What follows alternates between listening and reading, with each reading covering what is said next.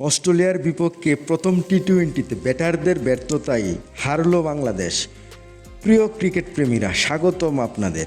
Subscribe করে আমাদের সাথেই থাকুন। অস্ট্রেলিয়ার বিপক্ষে টি-20 সিরিজের প্রথম ম্যাচে হতাশাজনক হারল বাংলাদেশ। ব্যাটারদের দায়িত্বজ্ঞানহীন শট নির্বাচন এবং ধারাবাহিক ব্যর্থতার কারণে শেষ পর্যন্ত পরাজয় বরণ করতে হলো টাইগারদের।